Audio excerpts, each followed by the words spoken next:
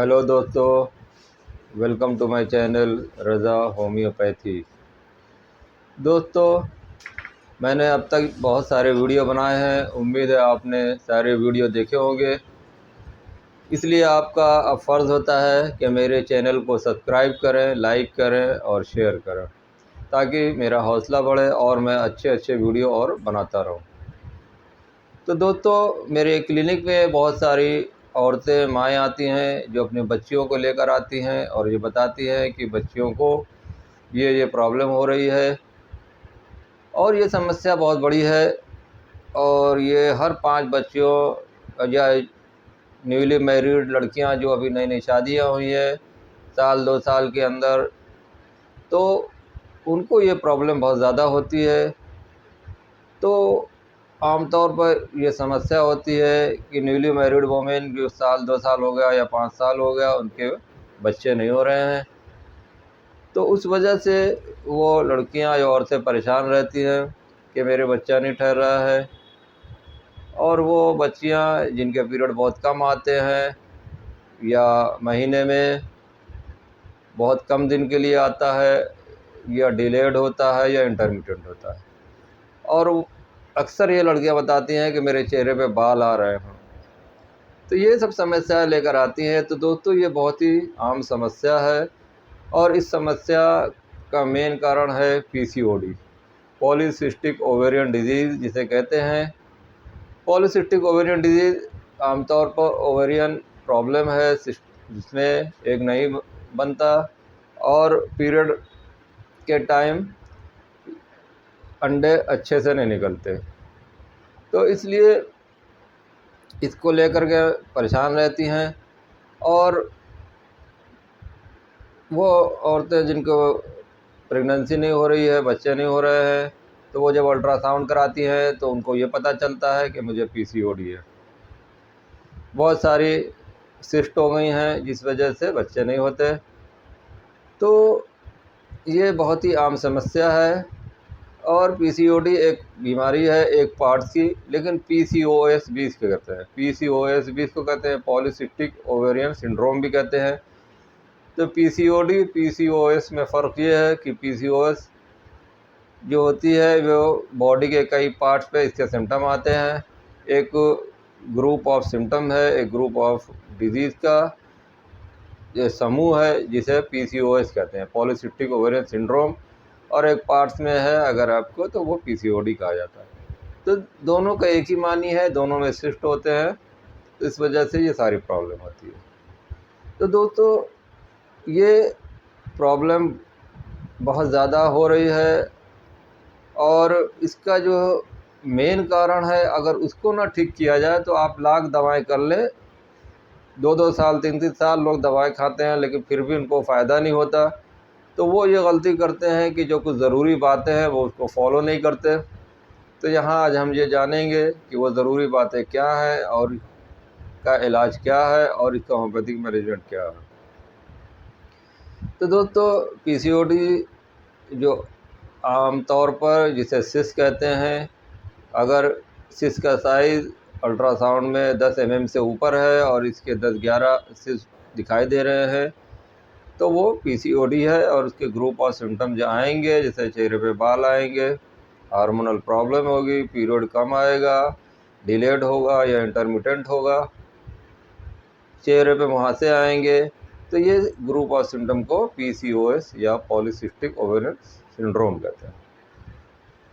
तो इस पे सिम्टम क्या आएगा? सिम्टम तो बस यही होगा कि जो बता दिया मैंने पीरियड को लेकर के, और पीरियड अगर आएगा तो दर्द भी हो सकता है और प्रेगनेंसी नहीं होगी, बाल चेहरे पे आएंगे, मुहासे होंगे।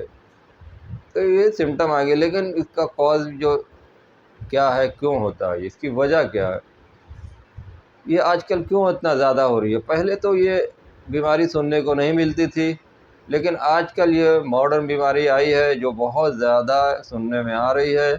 हर 5 लड़कियों में एक पेशेंट ज़रूर आपको पीसीओएस का मिलेगा। तो दोस्तों, इसकी मेन वजह ये है कि आजकल जो मॉडर्न लिविंग है उस वजह से ये बीमारी हो रही है। लैक ऑफ एक्सरसाइज, खाने पीने में परहेज़ नहीं, हर वक्त आराम करना, वेट ज़्यादा बढ़ जाना, फास्ट फूड जंक फूड ज़्यादा खाना और फिज़िकल एक्टिविटी कम होना, सेडेंटरी लाइफ की वजह से ये सब प्रॉब्लम होती है। तो दोस्तों, इसके लिए आप सबसे पहले अपनी लाइफ को सुधारिए, अपनी मोड ऑफ लिविंग को सुधारिए। खाने पीने में आप घर की बनी हुई चीज़ें खाएं और जो बाहर की जंक फूड और जो बर्गर पिज़्ज़ा है इसको बंद करें। बिस्किट, नमकीन, कुरकुरे हर वक्त खाना, मीठे चीज़ ज़्यादा खाना, शुगर वाली चीज़ें ज़्यादा खाना, ये सब इसको वजह से ये सब बीमारी होती है। वेट भी ज़्यादा होना, हार्मोनल चेंजेस होने लगते हैं, इस वजह से थायराइड की प्रॉब्लम जो होती है उसमें वेट बढ़ता है। तो ये सब वजह है। तो इसका मैनेजमेंट सबसे अच्छा यही है कि आप कम से कम डेली 40 मिनट तक एक्सरसाइज करें, घर के सारे काम करें, मेहनत करें, बाहर भी निकलें, धूप भी लें, बाहर की हवा भी लें, वॉकिंग करें, चलना फिरना ज़्यादा करें, 40 मिनट तक एक्सरसाइज योगा करें, जिम आप कर सकते हैं, जिम करें। खाने पीने में आप न्यूट्रिशियस डाइट लें, फलों और सब्जियों का इस्तेमाल ज़्यादा करें, जितनी हरी सब्जियां हैं, फल हैं, ज़्यादा खाएं और शुगर वाली चीज़ें, मीठी चीज़ें बंद करें।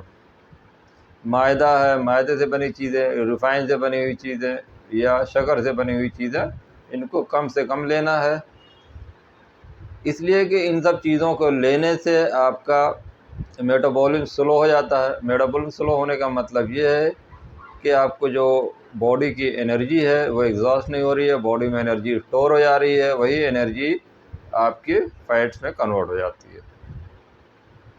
तो इसीलिए कहा जा रहा है कि आप एक्सरसाइज करें। पहले के ज़माने में औरतें जो थी वो मेहनत करती थी, घर का सारा काम करती थी, चलना फिरना भी उनका ज़्यादा था। आजकल क्या है कि छोटे छोटे मकान हो गए हैं, धूप मिलती नहीं है, हवा मिलती नहीं है, उस वजह से बच्चे भी आजकल घरों के अंदर कम है, 1-2 बच्चे हैं तो बच्चे भी माँ बाप हद से ज़्यादा उनको प्यार करते हैं, उनका दुलार प्यार इतना ज़्यादा होता है कि वो बच्चे एक काम घर का नहीं करते। ये सच्चाई है, मैं बता रहा हूँ कि ये पीसीओडी की क्यों वजह है। तो ये इस वजह से होता है। और माँ बाप यहाँ तक करते हैं कि बच्चों को बिस्तर पे ही खाना देते हैं और उनको तरह तरह की वैराइटीज़ आती है, पिज़्ज़ा बर्गर आता है, बाहर की चीज़ें ज़्यादा खाते हैं, घर की चीज़ें कम खाते हैं। सब्ज़ी का नाम से नाक मुँह टेढ़ा होने लगता है वो। तो ये हंसने की बात नहीं है, ये सच्चाई है, ये इस वजह से होता है। तो जो लड़कियां जिन माँ बाप की इकलौती बेटी है, जो बहुत नाज़ों से पली हुई है, तो उनको ये प्रॉब्लम ज़्यादा होती है। तो इसलिए रफ़ एंड टफ लड़कियों को बनाए, उनको मेहनत कराए, उनको बाहर वॉक करें, आधा घंटा वॉक करें, रोज़ सुबह कम से कम वॉकिंग करें, एक्सरसाइज करें, योगा करें और खाने पीने में ध्यान दें, वेट कंट्रोल करें। तो इससे क्या होगा कि आपकी ये बीमारी आराम से सही हो जाएगी, फिर आपको दवा की ज़रूरत नहीं पड़ेगी। आप दवा का बेजा इस्तेमाल न करें। दवा तो लास्ट ऑप्शन है। अगर आपको प्रेगनेंसी नहीं है, हो रही है, 5 साल 6 साल हो गया, तो उस वजह से कि अगर सिस्ट है, सिस्ट की वजह से अगर आप प्रेगनेंसी नहीं हो रही है तो फर्स्ट 3 ईयर्स तक तो आपको इलाज नहीं कराना। शुरुआत के 3 साल से पहले लोग परेशान हो जाते हैं कि बच्चे नहीं हुए, बच्चे नहीं, लेकिन इसकी कोई टेंशन की बात नहीं है। 3 साल के बाद ही इसका इलाज शुरू करना चाहिए। तो उससे सबसे बेहतर है कि आप कोई गायनेकोलॉजिस्ट को चेकअप कराएं। उसके बाद जो रिपोर्ट आती है, ये वो डाइट और जो एक्सरसाइज बताती हैं, आप उसको फॉलो करें और इन सबको फॉलो करें। कम से कम 1-2 साल तक आप इसको फॉलो करें तो देखेंगे आपको रिज़ल्ट भी अच्छा आएगा, आपका पीरियड भी आने अच्छा लगेगा और आपको जो बाल आ रहे हैं वो भी ख़त्म हो जाएंगे या वहाँ से आ रहे हैं वो भी ख़त्म हो जाएंगे। तो दोस्तों, होम्योपैथिक में जाने से पहले आप इन सब बातों का ज़रूर ख्याल करें और अपनी सेडेंट्री लाइफ को ख़त्म करें और एक्सरसाइज के ज़रिए से अपना वेट कम करें और अपने मेटाबॉलिज्म को बढ़ाएं। जिनका BMI 25 से ज़्यादा है तो वो ओवरवेट होती है, अगर 30 से ऊपर है तो मॉर्बिड ओबेसिटी है। सिम्टम के बेस पर पेशेंट के माइंड और बॉडी के सिम्टम को लेकर के इलाज किया जाता है और बेहतरीन कामयाब इलाज है। और होम्योपैथिक की दवाओं को आप कम से कम साल 1.5 साल तक यूज़ करें। ऐसा नहीं है कि आपने दवा खाया और फ़ौरन रिज़ल्ट आएगा, इसमें टाइम लगेगा, इसका लंबा इलाज होता है और आपको इलाज के साथ साथ जो आपको मैनेजमेंट बताया मैंने वो भी फॉलो करना ज़रूरी है। तो इसमें कुछ दवाएं हैं जो जनरली यूज़ होती हैं, लेकिन कोई ज़रूरी नहीं है कि यही दवाएं हर पेशेंट को दी जाएं। पेशेंट के अनुसार उसके सिम्टम होते हैं। इसमें होम्योपैथिक में बहुत सारी दवाएं हैं, 1-2 दवाएं नहीं है, लेकिन सिम्टम के अनुसार जो कुछ दवाएं हैं 4-5 जो बहुत ज़्यादा यूज़ होती हैं उनके बारे में बता देता हूँ। लेकिन ये ज़रूरी नहीं कि आप इसको खाएं और ठीक हो जाए, इसलिए इन दवाओं को लेने से पहले अपने किसी नज़दीकी होम्योपैथिक डॉक्टर से परामर्श कर लें या मुझसे कंसल्ट कर लें। तो दोस्तों इसमें सबसे अच्छी दवा है एपिस मेलिफिका। एपिस मेलिफिका बहुत ही कॉमन दवा है। अगर सिस्ट आपको बहुत ज़्यादा शो हो रहे हैं, अल्ट्रासोनोग्राफी में रिपोर्ट में अगर आपको सिस्ट मल्टीपल सिस्ट आ रहे हैं, PCOD पॉलीसिस्टिक ओवेरियन डिजीज़ है, बहुत सारे सिस्ट आ रहे हैं, तो उसके लिए एपिस मेलिफिका 30 ये बहुत ही अच्छी दवा है। इसको आप रेगुलर सुबह शाम 2-2 बूंद करके ले सकती हैं। ये शुरुआत में आप इस दवा को चलाएं। इसमें अगर आपको बाल आ रहे हैं, चेहरे पे मुहासे आ रहे हैं या पीरियड टाइम पे नहीं आ रहा है, आपका वेट ज़्यादा है, आपको गर्मी बहुत ज़्यादा लगती है, बॉडी में सूजन है, हाथ पैर में सूजन है, अगर गड्ढे पड़ते हैं, तो इसमें एपिस मेलिफिका बहुत ही अच्छी दवा है। इसके सिम्टम को सारा मैच करके हम लोग आमतौर पर इसको शुरुआत में अगर सिम्टम आता है तो इसको चलाते हैं, इसके बहुत अच्छे रिजल्ट आते हैं। दूसरी दवा है पल्सटिल्ला। पल्सटिल्ला भी लेडीज़, लड़कियों, यंग लड़कियों के लिए बहुत अच्छी दवा है, जिनको पीरियड की प्रॉब्लम रहती है, जिनको डिलेड आता है, इंटरमिटेंट होता है, कमर में दर्द रहता है या वाइट डिस्चार्ज है। वो इस तरह की लड़कियां, औरतें जो बात बात पे रोने लगती हैं, सिम्टम बताते बताते रोने लगती हैं, माइल्ड होती हैं, सीधी सादी होती हैं, और ये घरेलू टाइप की लड़कियां होती हैं जो घर में रहना पसंद करती हैं, बाहर निकलने में इनको शर्म आती है, बात करने में शर्म आती है, ज़रा सी बात पे रोने लगते हैं। तो इस तरह के जो माइल्ड पेशेंट होंगी, जिनको पीरियड की प्रॉब्लम है या जिनका पीरियड बहुत ज़्यादा हो रहा है या रुक रुक के हो रहा है, तो उसमें ये यंग लड़कियों को आप इसको पल्सटिल्ला 30 दें सुबह शाम करके, काफ़ी अच्छा रिजल्ट। कितनी डोज देनी है, कितनी बार इस दवा को रिपीट करनी है, तो ये आपका डॉक्टर आपको बेहतर बताए। दोस्तों इसकी तीसरी दवा है नेट्राम्यूर। नेट्राम्यूर भी इसके लिए बेहतरीन दवा है। अगर पेशेंट बहुत ही, ये अपोजिट है पल्सटिल्ला का। नेट्राम्यूर का पेशेंट जो होगा बाहर निकलने वाला होगा, घूमने वाली लड़कियां होती हैं जो जॉब करती हैं, जो अपना कैरियर खुद बनाती हैं, जिनको अपना करियर बनाने की ज़्यादा चिंता होती है और जो लड़कों के साथ बराबर चलना चाहती हैं, अपने को ऊपर रखना चाहती हैं, जो किसी की हेल्प नहीं लेना चाहती, जो खुद अपना काम खुद करना चाहती हैं,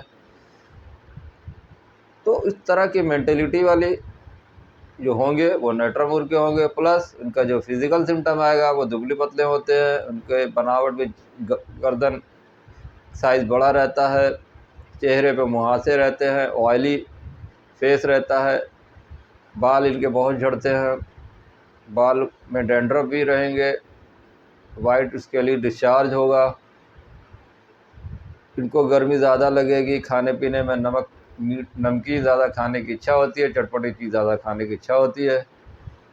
तो इस तरह के पेशेंट को आप नेट्राम्यूर 30 दे।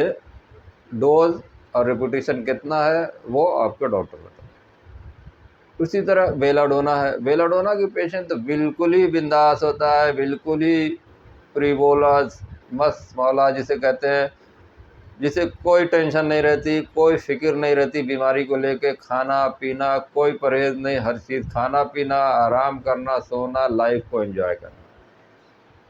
बीमारी कितनी बढ़ गई या वेट मेरा बढ़ रहा है, इसको लेके कोई टेंशन नहीं।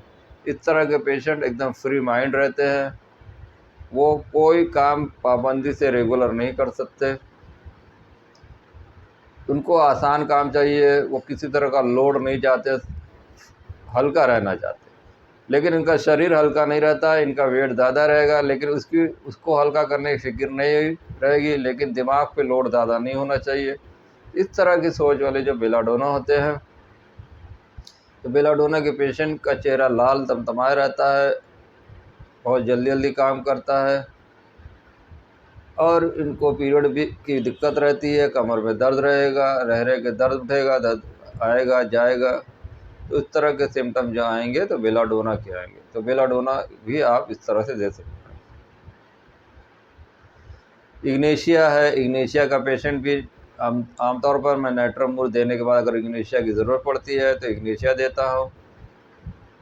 इग्नेशिया का पेशेंट भी आमतौर पे जो घरेलू टाइप की औरतें होती हैं, जो सही गलत को लेकर जिनको बहुत ज़्यादा टेंशन रहती है, जो गलत बात पे आपको टोक भी सकती है और ये घर की बातों को बाहर नहीं बताते, ये रिज़र्व अपनी बातों को अपने ही तक सीमित रखते हैं, लेकिन लोगों से मिलना-जुलना, अच्छे से बात करना, ये सब इसके बड़े अच्छे सिम्पटम हैं। तो इस तरह की जो पेशेंट होंगे उनको इग्नेशिया आप ज़रूर दें। तो दोस्तों ये सब दवाएँ बहुत ही कॉमन है जो मैंने आपको बताई, इनको आप ज़रूर यूज़ करें, तो आपको काफ़ी अच्छा रिज़ल्ट आएगा। और अगर इन सब को करने के बाद भी अगर आपको रिज़ल्ट नहीं आ रहा है तो मुझसे आप कॉन्टैक्ट करें, अपॉइंटमेंट लें, तो मैं इसका आपको ट्रीटमेंट बताऊँगा और इसका इलाज करूँगा। मैं ऑनलाइन कंसल्टेशन करता हूँ, तो आप मुझसे फ़ोन से भी कॉन्टैक्ट कर सकते हैं। तो दोस्तों वीडियो पसंद आए तो लाइक करें और ज़्यादा से ज़्यादा लोगों को शेयर करें और जिन लोगों ने चैनल को सब्सक्राइब नहीं किया तो वो चैनल को जल्द से जल्द सब्सक्राइब करें ताकि मेरी हिम्मत बढ़ती रहे और मैं अच्छे वीडियो डालता रहूँ। Okay, thank you, be happy, be healthy.